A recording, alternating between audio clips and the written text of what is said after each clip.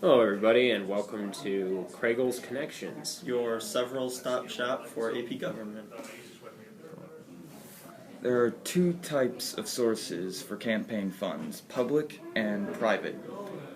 Public comes from the federal government, while private comes from PACs, unions, and corporations. There are a few terms that you need to know so that you can understand campaign funds. Independent expenditures, which is support given by PACs, corporations, individuals, etc., without the candidate's or party's request or direction. There's also a 527, which is an organization that is designed to permit the kind of soft money expenditures once made by political parties. And then there is soft money, which are funds that political parties spend on general party activities and not on a specific candidate. Okay, the current limits of campaign funds. For individuals, they can't give more than $2,000 to one candidate in one election. For PACs, they can't give more than $5,000 to one candidate per election, or $15,000 to a political party. The federal government can pay or match campaign funds for a presidential election. Okay then. There have been a lot of Supreme Court cases that have dealt with campaign finance laws, and one of the earlier ones in 1976 was Buckley v. Vallejo. Within Buckley v. Vallejo, it was about Senator Buckley sued the head of the Federal Election Commission, Francis Vallejo, over some earlier laws about campaign finance, saying that they restricted the First Amendment. The Supreme Court agreed and overturned the old law. Really messy. Another Supreme Court case was McConnell v. Federal Election Commission in 2003. This dealt with a new campaign finance law, the McCain-Feingold bill, in 2002. Senator McConnell claimed that it also violated the First Amendment. The Supreme Court disagreed, saying that the law focused mainly on parties' use of soft money. So the most recent and most important Supreme Court case about campaign finance would be the Citizens United versus the Federal Election Commission.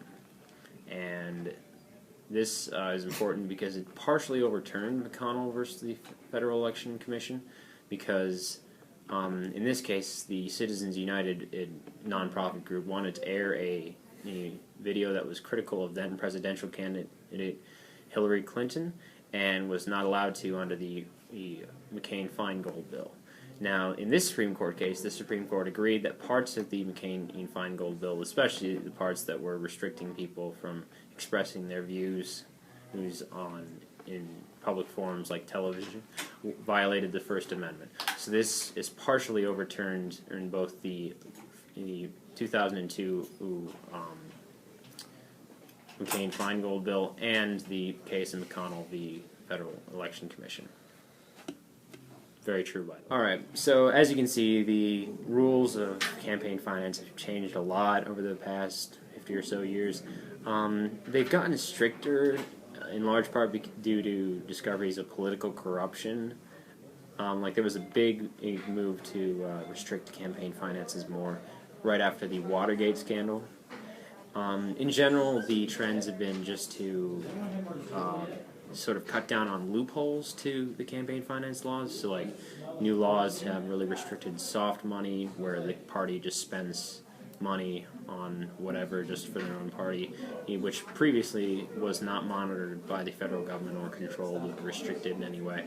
So basically, over the years, restrictions have been getting farther, getting tighter and tighter, and the loopholes have sort of been closed off. So really, the federal government gradually is coming into more and more control over how campaigns are run and campaigns are financed, because in order to prevent fiascos like Watergate ever happening again.